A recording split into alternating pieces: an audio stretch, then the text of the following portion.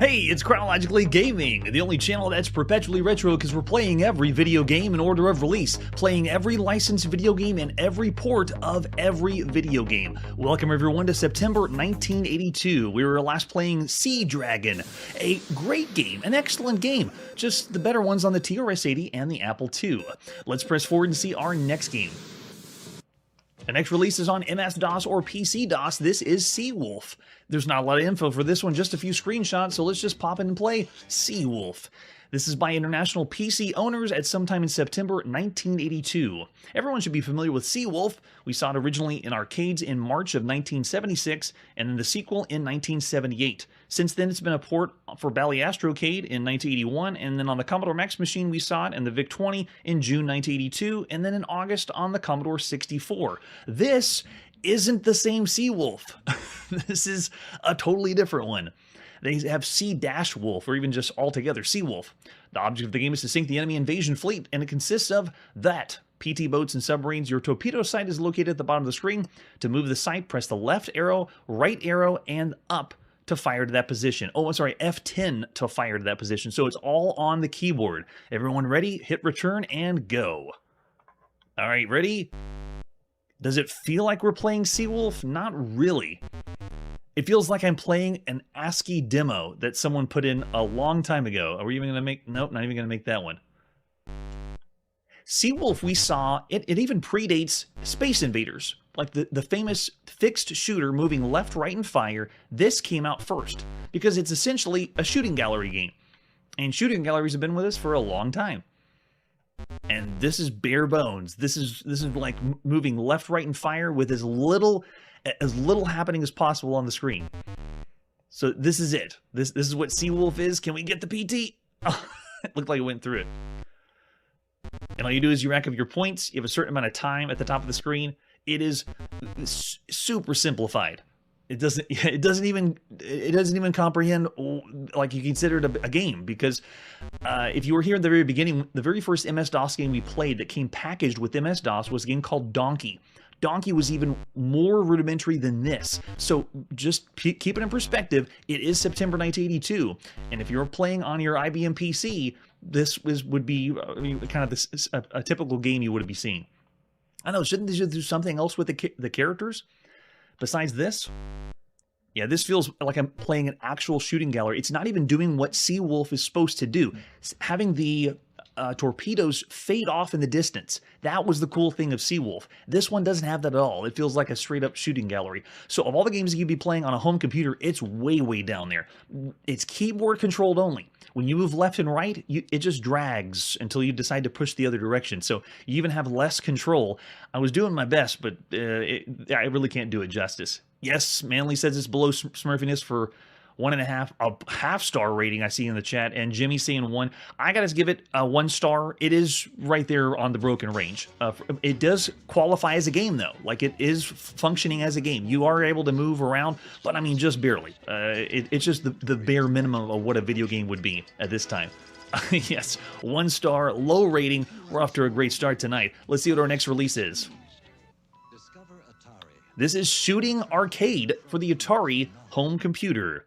Shooting Arcade, some more shooting. Let's take a look. So here's the box. This is by Datasoft. And it is just straight up shooting galleries. This is what it looks like there. And it's available for cassette with the sticker on the bottom. Yeah, it looks like we're going to the carnival. Flip it over the back, step right up and try your luck. When a cuddling dancy bear for the little lady, it's Shooting Arcade, the most colorful, captivating amusement park attraction on the 4 corners of the earth. Put down your popcorn and listen to the pop-popping of the bullets as you shoot your way to success. Man, they really hype it up like we're actually at the carnival. Step right up here, step right up. It's easy. Just pull the trigger, hold the gun steady while you try stampeding elephants, waddling ducks, and be careful because the bullets run out, so do you. So you can't run out of bullets. Shoot with a smile, win big. You'll get a bang out of Shooting Arcade, and it's by Mark Riley. Way to go, Mark. The other games we've seen by him was Dung Beetles and Bishop Square Maxwell's Demon. That's a really bizarre one. What else do we have for Shooting Gallery? Besides the box, here's the ads you would have seen in magazines at the time. All the excitement without the quarters. And look, there they are. Every single one of those games we played so far. Canyon Climber is the Donkey Kong variant. Pacific Coast Highway is still, I would say, the best way to play Frogger at home. And then Clowns and Balloons is very, very well done clowns. And there's our cassette tape. we're going to pop into play on our Atari. It's time to play Shooting Arcade. This is by Datasoft and then later by Gentry Software at sometime in September 1982. But Datasoft first. Yes, it's another Carnival-ish variant. This one marks our 27th shooting gallery game of all the games so far. If we go back, some of the recent ones was Quackers on the VIC-20. It was kind of bad. Then we played Sticky Bear Bop before that on the Atari and the Apple II. And then, or Atari home computer and the Apple II. And then before that, we saw County Fair on the Apple II in August 81. And then a really good one by Serious Software called Both Barrels on the Apple II in 1980. And then before that was in the arcade Carnival we saw in June 1980. And this game is, it's kind of like the same idea that we said with video games. The whole shooting gallery predates all video games because shooting gallery and this concept has been around since amusement parks and carnivals have been around. So in video game form, it's almost like this is even older than Space Invaders itself. But you gotta admit, Space Invaders is really what started the whole thing off and kicked off the shooting genre and video games in general. There's a lot that it did. Yeah, so we saw Seawolf in the arcades in 1976. That was even before Carnival, but it got their idea from this. So we get to hear our Carnival riff. I'm going to actually raise this up to hear some Carnival music. Ready and push and start. We're in. That whole row below us is all the bullets. You want to make all your shots count. If you end up hitting some of the sad faces, though, that are changing from happy to sad, then it adds more things to shoot, which again will make you run out of bullets, and then when you run out of bullets, you die. So make sure you hit the, oh, see I hit the sad face, and we got another bunny that showed up. Make sure you only hit happy. Happy. Happy. Happy. Oh, they're switching out on me. They went from happy to sad. And how much firepower? I mean, oh, nice. Okay, so this one allows you to shoot really, really quick. But you're going to end up wasting ammo if you don't have it correct. And if you hit the sad faces, then you're not going to do so well. But yeah, it's bare bones. Carnival ripoff, but very well done. It goes to show just how far we've come on the show. Since the very beginning, home computers are able to play games that are just like in the arcade. It's really, really cool to see this come where it's been since the beginning. Now, seeing if I can get every single... I think I might be able to by the end. Let's see. If I can get the happy face. I want to be able to win the bear, because at the end, you don't really win a bear. It's a bear that comes on top of the screen, and it does what we saw, I believe, in the Quackers on the VIC-20, where the bear just huddles back and forth. Yes, bonus! And there's the bonus round. Here's how it works. The bear comes across, you fire at the bear, and it just goes back and forth, but it speeds up. Like that, yeah. And you got to be able to make it, I missed him. And then move on to the next round. So repeat ad nauseum. Those two screens are the only two screens for shooting arcade. It did look like Fozzie Bear. Any Muppet fans out there? Alright, let's do a whole barrage. And then hold your fire for the sad faces. Go nuts for the happy... Oh, it looks like the happy faces changed, too. And if you shoot the ones in the back, you get... Now, I don't claim to be a really amazing video gamer. I'm more of a historical documenter. And this one right here is... I'm actually doing very well, so it must be an easy game.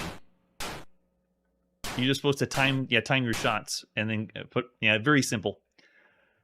So there you go. That's Shooting Arcade. Of all the games you could be playing right now on a home computer, it's very well done for an arcade port, because the original Carnival may still be in arcades right now that you could be playing. But you also have to admit that this was based on shooting on like physical, using a gun to shoot. So I'm looking at the ratings. I'm seeing 3.5. Oh, yeah, even 3.5 to 4 from Errol. So above average. Yeah, there you go, Curtis. Thanks for the heads up. Shooting the diamonds was giving us more ammo. Very nice. Yeah, so I would still say this is still around the average range of everything we've seen so far. It is a very well-done arcade port, but gameplay-wise, there's not a whole lot here. This formula is starting to become archaic. It's an older formula. It's even older than Space Invaders. So I gotta say 3 stars. Very well presented, though. Mainly seeing 3, Hunters 3, Joshua 2. Yeah, we got lots of averages around there as well. All right, after that, we have the other release. It was also out for the TRS-80 color computer, and it was just called Shooting Gallery. So if you want even more Shooting Gallery, here you go. It is Radio Shack or Tandy packaging it up, ready to put on cartridge. Same box we've seen before by Tandy. They got a nice standard cartridge pack on the TRS-80, which is kind of cool. And then we flip over to this side. There's the cartridge. We're going to pop in our TRS-80. I love cartridges on home computers because they just work. And this should look familiar because we just played it. We even have the manual. Take a look. Yes, we're going to the carnival. It's funny to think of this as the inspiration to Space Invaders, or how we got the video games in general. Have you ever wondered if you were sharp enough marksman to win one of those big stuffed animals at the state fair? Now you can do it at home. All that fun and excitement is yours with the TRS-80 Color Computer Shooting Gallery. To play this great arcade game, you need 16K. 16K is all you need. Very nice. Joysticks are optional, but it makes it easier for you to aim and fire. Definitely plug a joystick in. We will have one in. Shows us how to set everything up. And then it has the opening melody, My Bonnie Lies Over the Ocean. When we hear that, then we're ready to play. Push the button to play, and we can use the keyboard or the joystick to select our modes. Are there different game modes? Because this technically came out after the release we just played by Datasoft. They got some artwork in the manual. Nice. Way to go, Tandy. Very nice. So we have the targets we can shoot, and then it shows us, yeah, what the special features are. Frowning face gives you no points, and extra bunnies appear. The bullseye travels in opposite directions. The diamond gives you the extra bullets. There you go. Everything that I think I just heard already from the chat last time we played. Once you get past the first round, and the bear runs across the screen, and then we have advanced levels. Hitting diamonds becomes obvious. You reach level 5, you'll given less ammunition to destroy all targets. So round 10, surprising things happen. You have to be an expert marksman. So at least they're switching it up. They're changing up the formula a little bit. It's not the exact same thing every single time. All right, let's pop in that cartridge and play Shooting Gallery. This is by James Guerin of Datasoft at sometime in September 1982. There we go. Just like they said in the manual. Yeah, I like the hand-drawn pictures. Anything that has really good artwork in manuals is a nice touch for presentation. And I like that when computers do this, I just have to use my joystick, push the button, and we're in. You don't have to push anything on the keyboard. You can, but you don't have to. Look at that. We're going.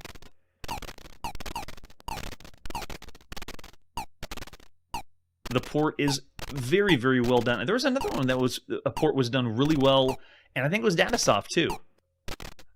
We don't sing the animation though of the faces, so when they go from happy to sad, it's just a blink. Yeah, so you get, and I also don't have the firepower. This one's functioning like the usual fixed shooter, one shot, and you can't fire again until it hits something or it leaves the screen. So I don't have the same firepower I had on the Atari home computer. Let's see if we can get an extra bullet in the back there.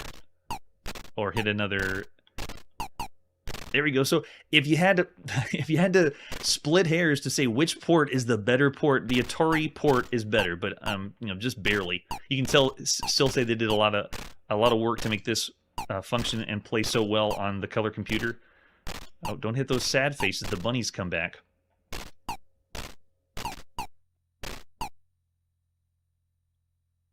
Yeah, and the blink of the happy to sad is trickier. Yeah, look how quick it's going.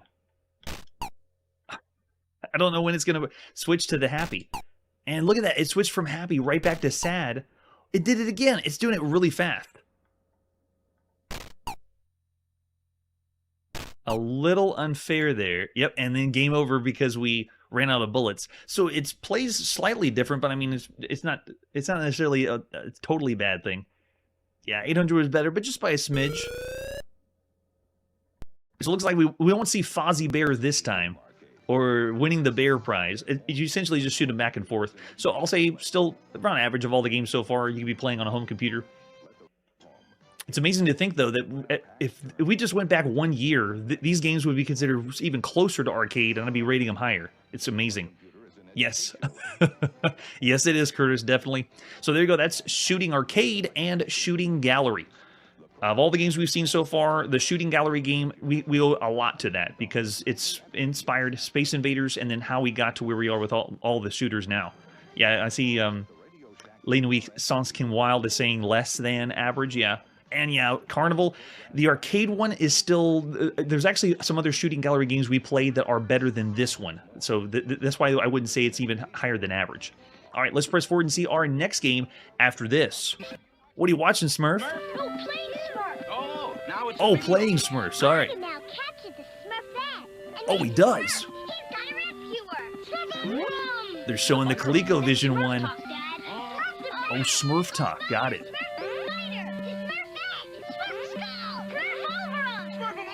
Smurf them all! Smurf on your ColecoVision, Atari VCS, or Intellivision video game system. Dad, maybe Smurf is too exciting for... Yeah, I think it's too exciting. And that's kind of sad because the commercial said, here it is on ColecoVision, coming soon for Atari and Intellivision, and Intellivision never came out.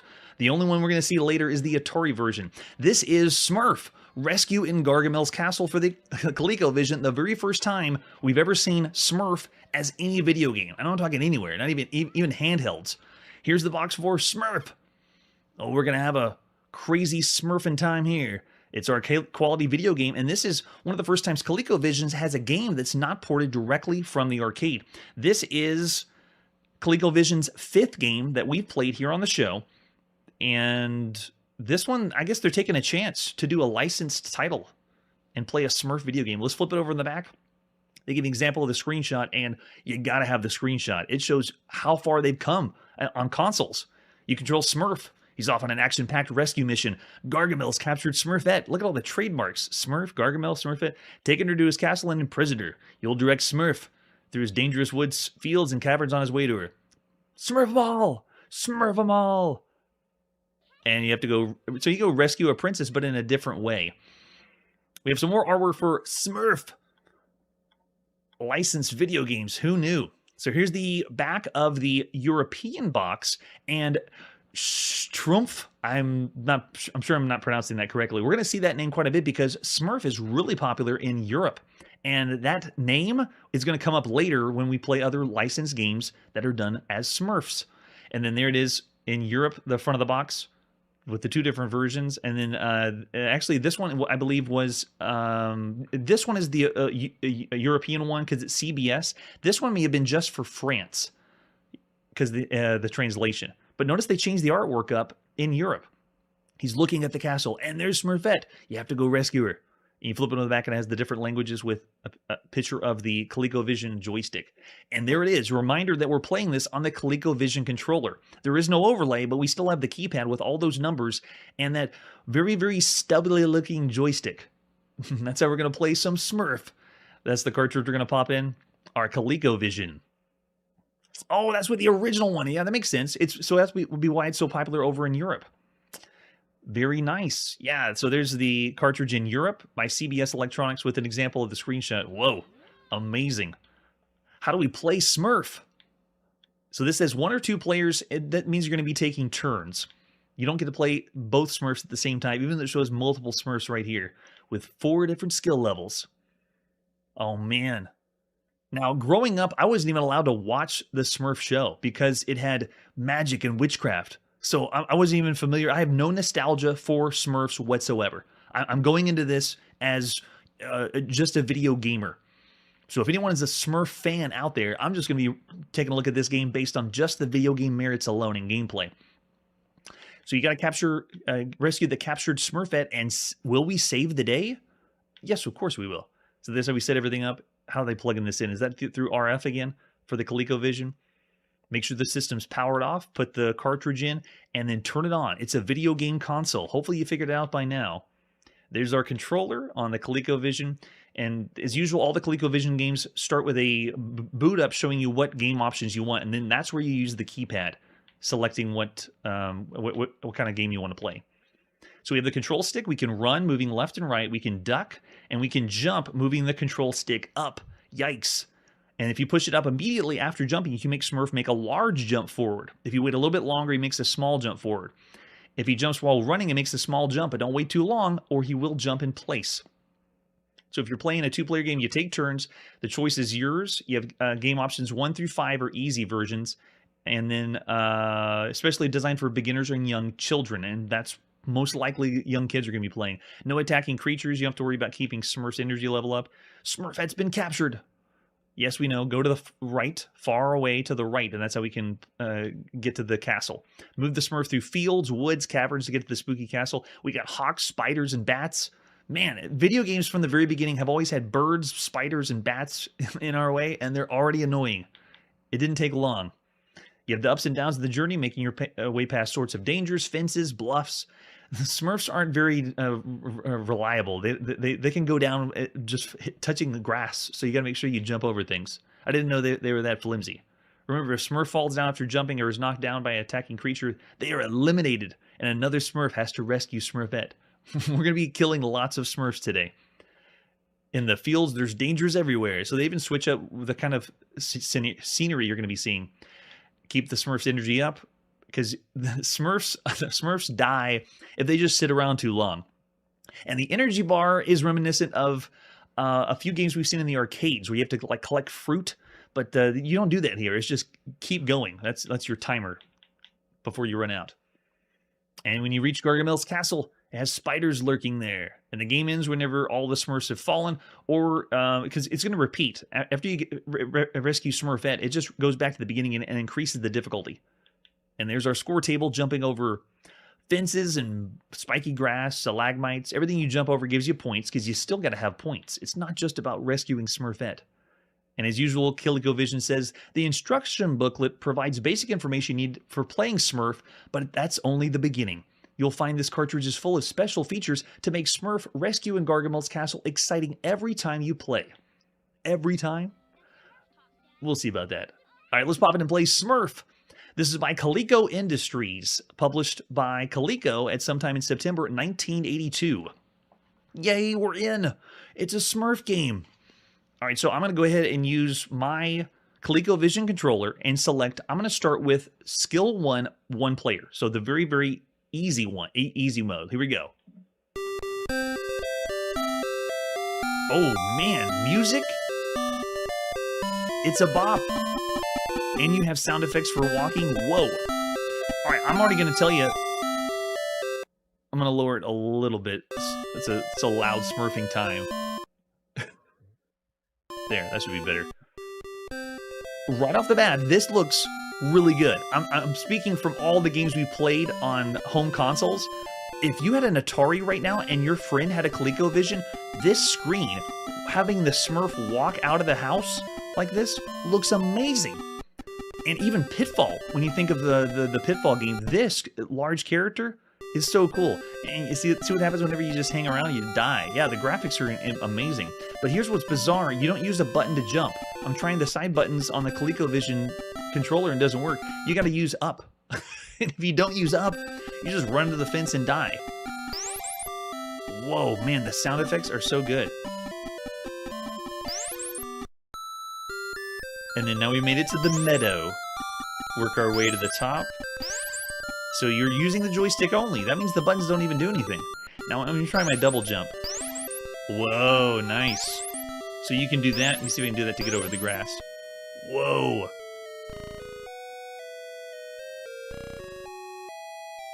I'm blown away. Of all the games we've seen on a home console, this thing is incredible. This game feels like another world. It's almost like Zaxxon. But it's doing it for a platformer. I love the flimsiness of the Smurfs. If you don't jump off the side of a cliff, then you die. Man, I know, it's like playing a cartoon. Look at how the Smurfs animated. Compare that to Pitfall Harry. And that's really all most you can compare it to. This, ladies and gentlemen, is the 78th platformer we played, and that counts for every platformer. We're talking even Panic variants, not just Donkey Kong. So 78 platformers. Of all the platformers, the only thing that this game can compare to is a game we played on the VTech Creativision called Police Jump, but that one was Donkey Kong, and when you got to the top of the screen, it did the scroll up.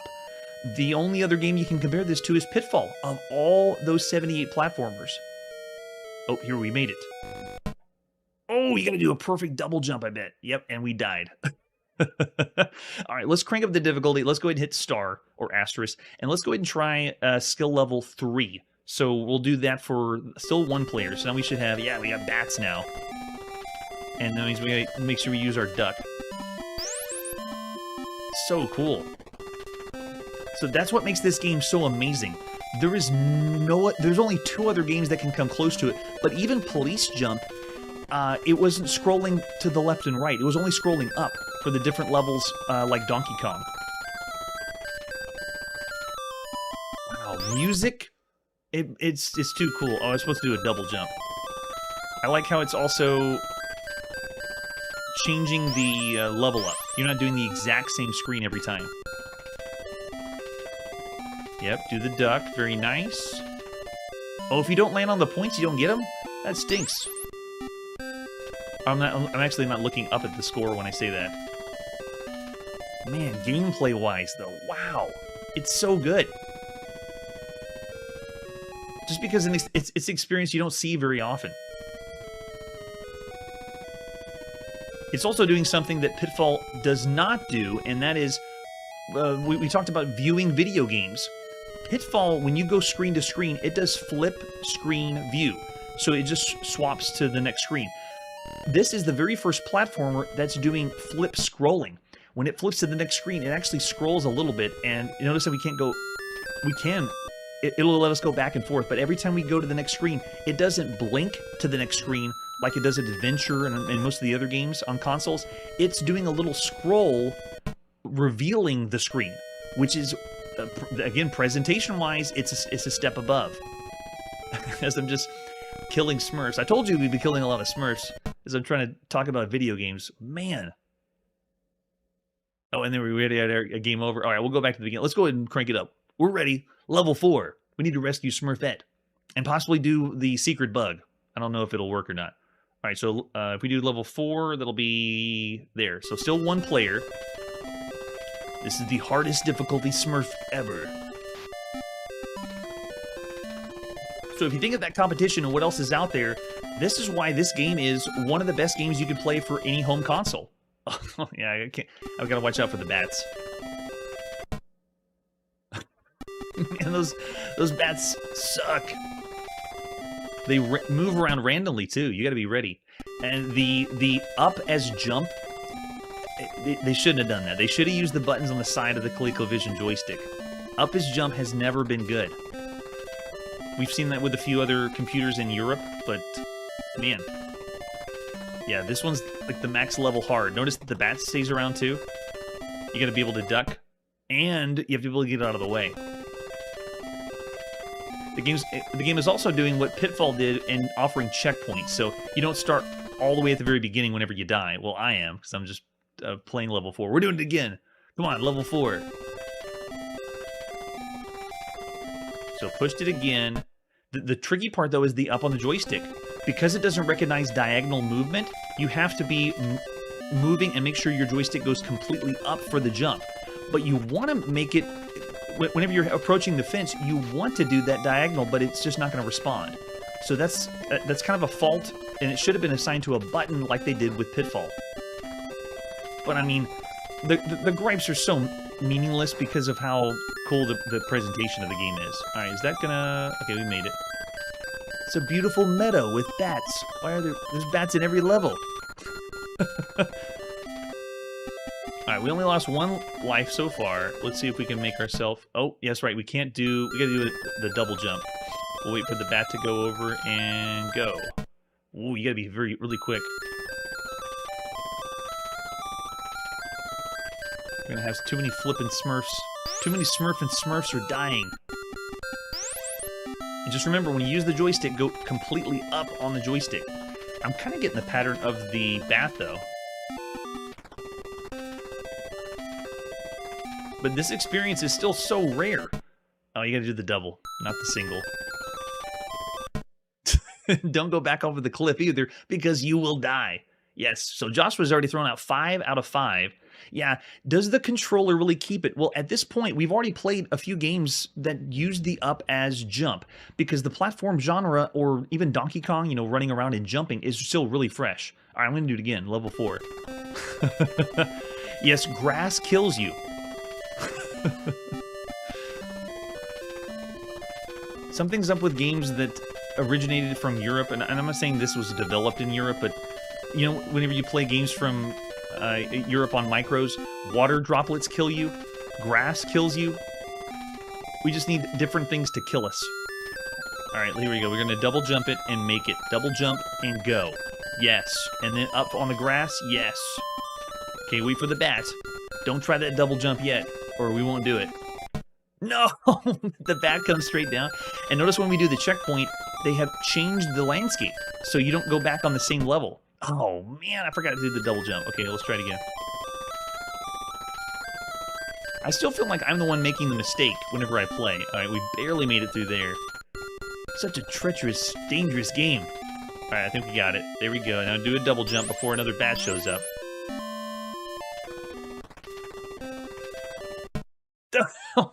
That hit us on the head.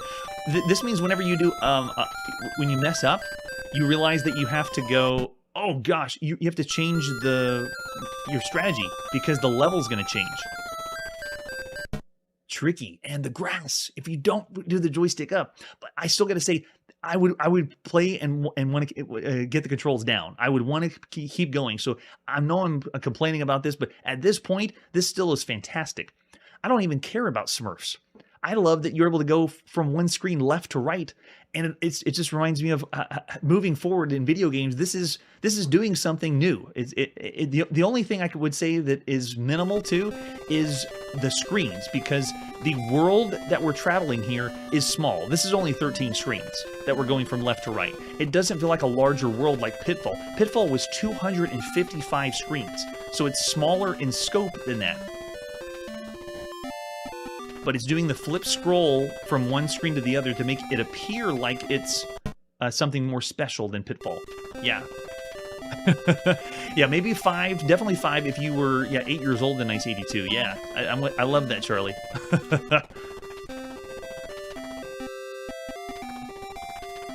Yeah, I'm nitpicking it just because after playing everything, I can understand the appeal of why this is so good. This is one of the best games you could play on any home console. And at this point, Pitfall and this game, I would say, are the best platformers.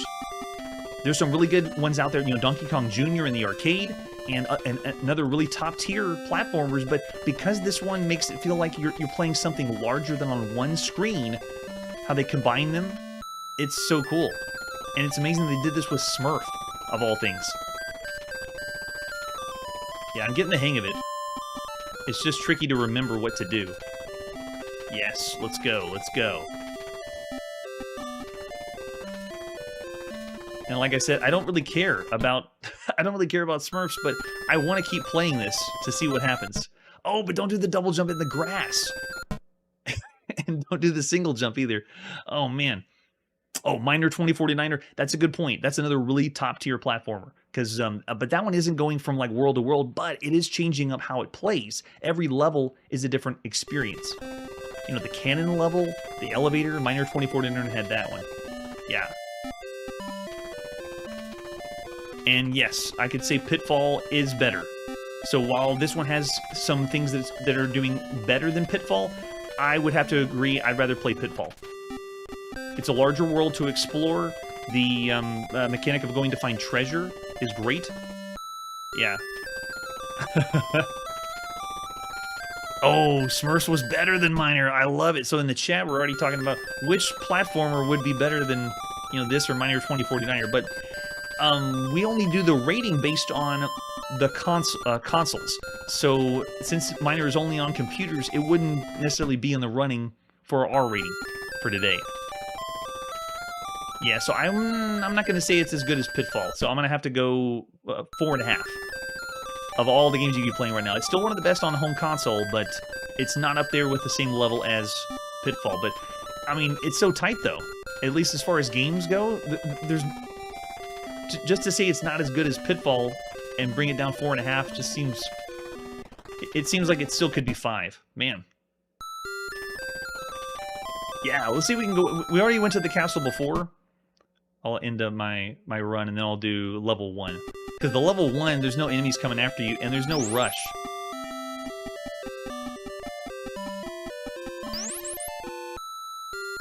It sounds like we're also pushing the sound capabilities of the ColecoVision. Notice that we have sound effects of walking and jumping because they're not playing the bat sound effect. Yeah, and they don't have the double jump. I think the double jump's only at the end. But this is the level that the kids will be playing. And then you have the castle in the background. Don't run into a stump.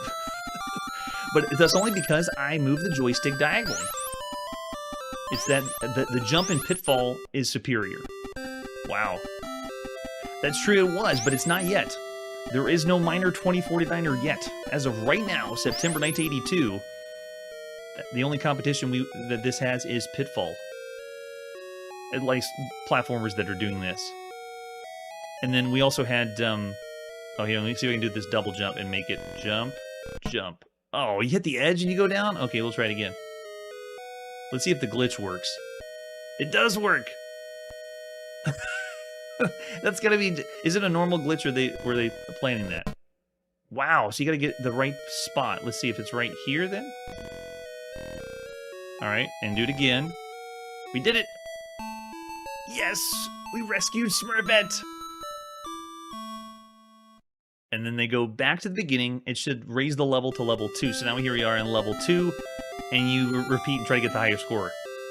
Yeah, good game. Smurf, Rescue, and Gargamel's Castle. I'm still on the fence. I'd say of all the games you could play on a home console, I'm between 4.5 and 5. I wouldn't say this is as good as Pitfall, though. It's less screens, and the adventure isn't as large, but this mechanic of moving left to right, platforming is just monumental. I can't express that enough. Yeah, it is one of the best games you could be playing on a home console. So after all that and everything I explained while we're playing the game, I know the graphics is really what is flooring it. But here on the show, we say gameplay is king, and so I'm still gonna say it's excellent. It's one of the best games you could be playing. Oh, 5?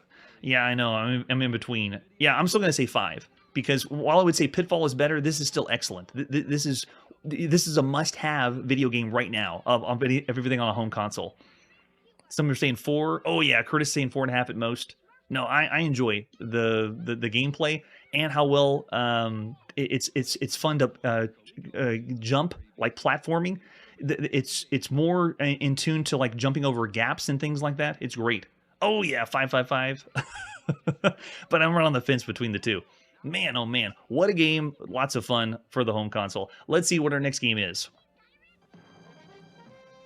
So now we're going to the home computer world. This is the Coco, and we're going to play some Snack Pack. Snack Pack is a really bizarre release.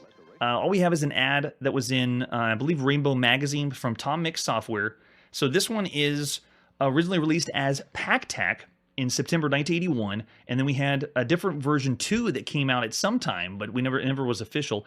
And then we have this one, Snack Pack, which essentially is the version 2, but official one by Tom Mix, but it's hard to determine how they released this one.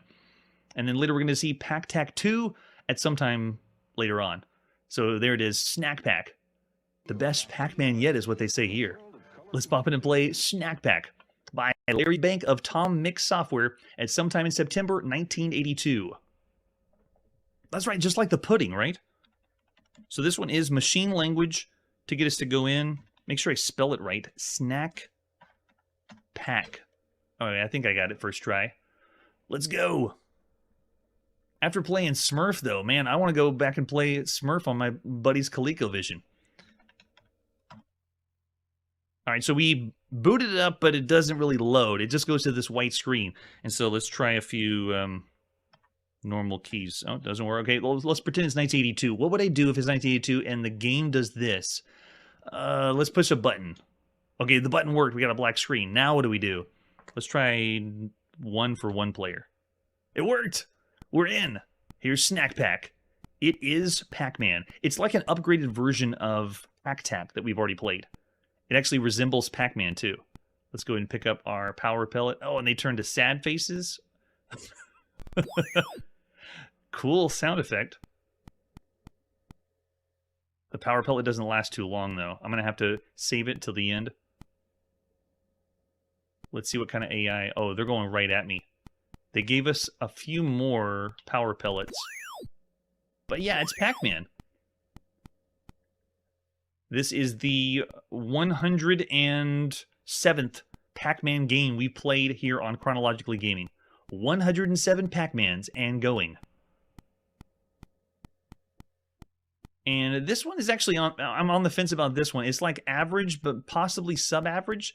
But, I mean, we played 107 Pac-Man games. Can you believe the Pac-Man fever is strong? Oh, yes. Yes, the Pac-Man fever is very strong. All right, let's see if we can take out them. The sound effect, whenever you pick them out of the crowd, it works really well. All right, let's pick up another one. I think I can finish off the board first time. Go there, and then I got to make my... Oh, nope, not looking good. Let's warp our way around the other side. So joystick controls are okay. We've played worse joystick-controlled Pac-Man games on the Coco. And there you go. Screen's done. Got a flash like the arcade. Nice. They do have a Joker-like smile. Kind of creepy. Look at that. Notice that the charm of the sound and music of Pac-Man's not here. And after going from Smurf to this, it feels so quiet and distant. What the hell is wrong with me? Why did I rate a Smurf game 5 stars? It's because I've played so many platformers that it had to be. It's just very good. Oh, and there's our death. We like wipe from existence. Nice. So this is Tom Mix Software's 10th game that we've seen here on the show. And so far, they've been middling to mixed reviews between all of them. Of all the Pac-Man games so far you can play on a home computer or any video games in general, I'd say this is still about average for everything so far. Yeah, it's good, but not great. Yeah, thanks, Curtis, for the background story in the chat. And thanks, everyone on the chat. Lots of times I look over in the chat and get a lot of great information there, so I really appreciate it. There you go. So I'm seeing a 2.5. Yeah, I'm seeing maybe a 3. For a home computer, though, you'd still have enjoyment for this one. It's an updated version of the one we played before, and when we played it back in 1981, it was still fairly average for everything so far. So yeah, I'm still thinking around average for everything up to this point. Couldn't say in 3 as well. Yeah, average. So yeah, I'll say the same. I wouldn't say 2.5, because it's very well done for a Pac-Man clone, and there's plenty out there for home computers, but I wouldn't say lower than 3. All right, let's see where we're going now. We're back on the Atari home computer. This is Soccer by Thorn EMI. Soccer. Imagine soccer. All right, so this one, Thorn EMI, is a cool publisher because they really put a lot of presentation into their box. They don't need to do a lot here, but here's what's interesting. Thorn EMI is from the United Kingdom, and they're calling the game soccer. Why? I thought it was football in Europe. So I'm very surprised. It's also released later by Alternative Software, I believe in 1980s, later in the 80s. And then you flip over the Thorn EMI box. That's why this is where their presentation shines. Down on the bottom left, they tell us what the program needs, and this one can play with 4 people at one time.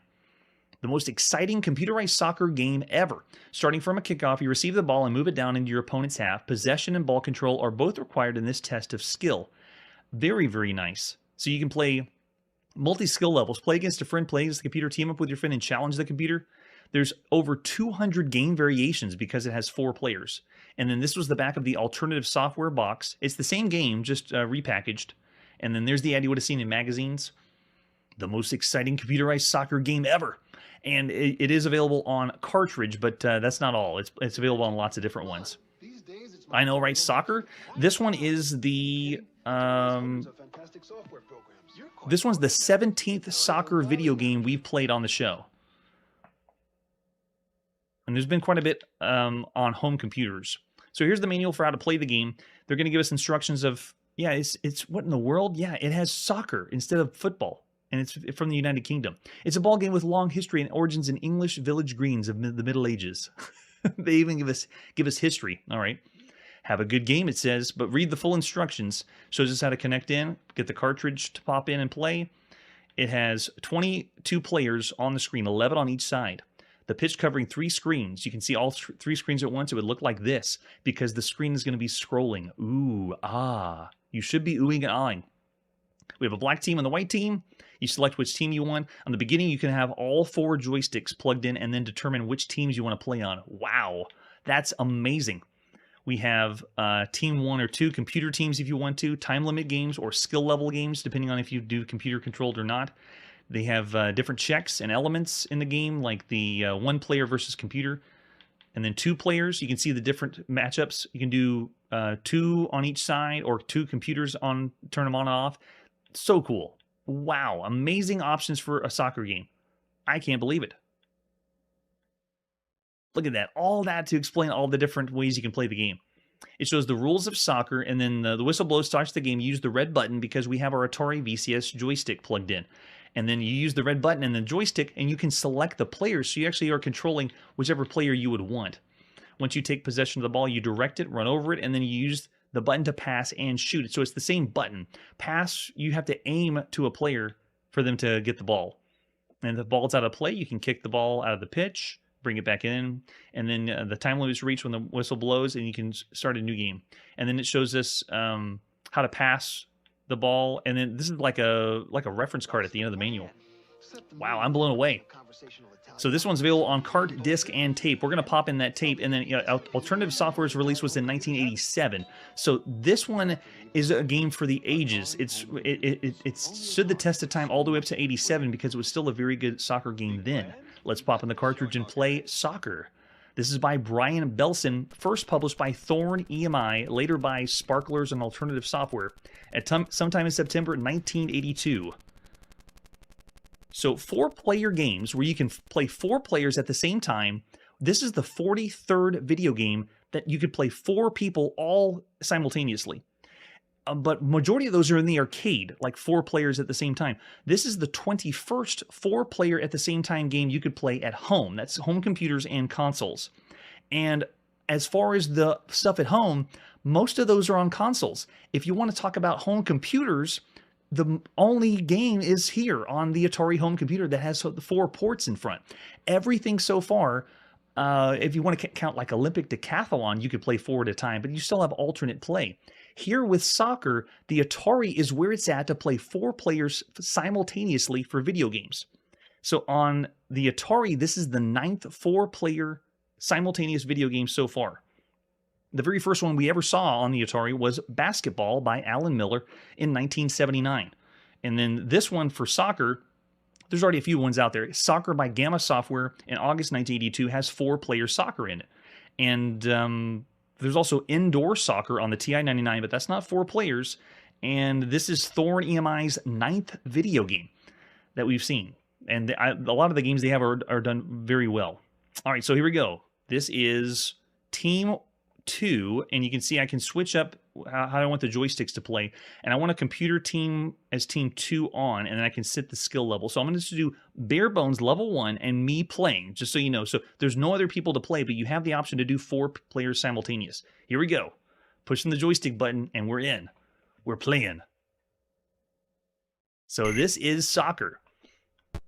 Does the kickoff, and then now notice whenever I want to control my characters, I'm playing as the black shirts team, and whenever you move over the soccer ball, you already pick it up, and when you want to select a different person to use the soccer ball, you use your joystick and select them. Oh, it goes out of bounds, they kick it back in. Okay, nice. So I'm just going to let them score a goal so you can see.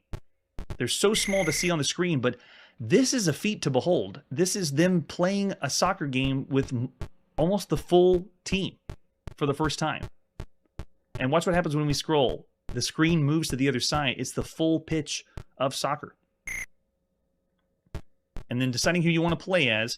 Notice I can move my joystick around. It has the number 1. That's who is going to be controlled by myself. So if I want to get this guy, I got to hold down the red button, move the joystick for the goalie too. Get the soccer. Oh, they got me. So you're able to control multiple people. And this would be really, really fun to play with 4 people at the same time. Cooperatively working together. Wow. Amazing. So this was done by Brian Belson, and before this game, he just did a couple educational titles. This is the very first soccer video game we've ever seen on a home computer that can scroll. Every other soccer video game was on one screen, the Indoor Soccer and the Soccer by Gamma software, for example. This one is scrolling across. Now, we have seen scrolling on home consoles, like Pele's Soccer for Atari home computer, but that one was scrolling vertically. And if you remember, it's more like playing synchronized soccer. This is playing like real soccer.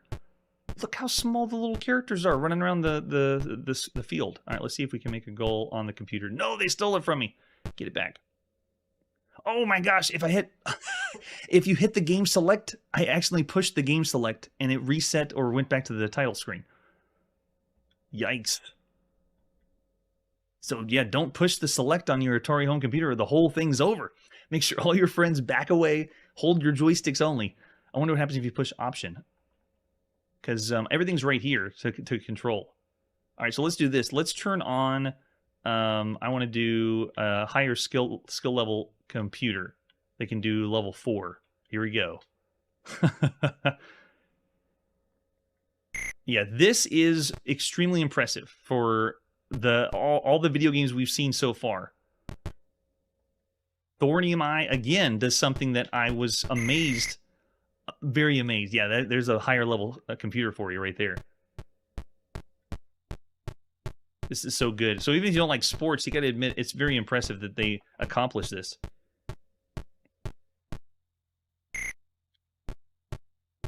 And if you don't even care for sports video games, it's still fun. For play control, you're using the Atari joystick, and it works great. You're able to switch between characters holding down the red button, and then when you have the ball, shooting and passing is the same thing. That's what we've seen for most soccer games. There isn't a separate button, one to pass and one to shoot. You just have to aim your pass into where a player is. Oh no, I would say this does, because this is 4 players at the same time, and oh, let's see. So the way it's controlling too is simpler than the Intellivision. So I would even say this is better than the Intellivision soccer. Nazzle soccer, I believe, is what it's called. I know you have to be also into soccer. It's still a mystery to me why this game is from the United Kingdom. Why it's called soccer. We're going to see many more games that are called football. Yeah, this is the best way to play soccer on a home computer right now. And I thought the Gamma software one was good because it was 4 players, and it was very, very good. This is great. Yeah, Curtis is saying 4 to 4.5 too. Now, I can't really do it justice unless I have 4 people to play, because 4 players at the same time partnering up. You can even have, if you want, all 4 on one team against the computer. You could all play together. It's just great with all the options. Yeah. So I'm going to say, of all the games you can see right now, this is up there as one of the best to play. I even want to go even higher than that and say 5, because this game is going to be re-released a few times, and it's going to inspire lots of other soccer games to have all the players on the field. So we said Gamma Software Soccer 4.5, so I'm going to go up even higher. I'm going to say 5 stars. Of all the games for a home computer, this is top of the top tier soccer. Amazing. All right, let's see what our next title is. We're going to stay in the United Kingdom and play some Space Battle on our Jupiter Ace. So this one looks like all the other Jupiter Ace games we've seen so far by high-tech Microsoft. And there's the cassette we're going to pop in and play Space Battle. All right, everyone ready? You might need to shield your eyes. Let's pop in Space Battle. This is again by Ralph Hilton of high-tech Microsoft at sometime in September 1982. All right, so to load it up, we have to make sure we type in very carefully the command to play Space Battle. And don't crash the game. Don't push the wrong key, basically. All right, here we go. All right, we're in. My cursor keys is how I control my ship in the center. And I push F to fire. Oh, get over to that side. Nope, over there. And you're supposed to wipe them out before they get close to you. Gosh. My eyes. At least it's not as bad as the senses. Wait, and then after the game's over, it just crashes? Let's try to just run it again. All right, it works. So just, you don't have to put the whole command in. You can just type run and play. But this is This is a fixed shooter. It almost reminds me of Space Zap, but not quite, because we're stuck in the middle. When I check the controls, all you have is one button. It's F to fire, and you're just firing in, I believe it's 8 different directions. It almost feels like I'm not playing the game. It's playing me. Because whenever I fire, there's a delay. Whenever I move around, there's a delay. This feels like I'm playing a game as if it was the silent movie era. Like I'm going back in time to play. Uh-oh. I accidentally pushed. Okay, we're good. We can still play Space Battle. No, it is not. I believe this is 4th. At least it's supposed to be, but 4th is supposed to be faster than basic, so I don't understand. But you do have to consider that the Jupiter Ace, or this computer, is brand new. It came out in September 1982. So, I mean, there's probably some learning curves here. I know, right? Sometimes I shot them and they didn't die. Wow. Okay, yeah, we'll stop that dumpster fire now. So that's space battle for the Jupiter Ace. Kind of puts in perspective what other computers are out there. Not everything's this bad though. Space battle is way low. I mean, it's like it's broken. It barely even works. Yuba Core, I love it. So I see some 1 stars out there, half star. Gosh, it's so terrible too, because it's meant to be something like the ZX81. It's only in the United Kingdom, at least to my knowledge, for the Jupiter Ace. So it's a little computer that could, and it's not doing a whole lot to be enjoyable. That's true. It is a little bit better than the other ones on the platform. So yeah, I'll still say 1 star. I'm able to move around and shoot for the most part, but it's still around the broken range. Yikes. Space Battle. Don't play it. I do not recommend it. Oh man. Well, that's where we got to put our video game playing on pause, or just break the game and don't play it anymore. Tune in next episode for some more space games of September 1982. That's it for today, and like I always say, I hope you had a smurfing good time. Hey everybody, thanks for checking out the channel and joining me on my quest to play every single video game in order of release. We'll be streaming live every weekday at 9 p.m. Central, so join us and let us know if we missed any games along the way. This video would not be possible without Launchbox, RetroArch, and MAME. Tell all your friends there's some crazy guy named Chronologically Gaming trying to play every single video game. We have links down below that'll send you to places like our Discord and Patreon, and one that says all the video games we've ever played. If you go there, it's a list of everything, and you can click right to the game you want to see. Chronologically Gaming is the name to look for. We are perpetually retro, and we will catch you next time.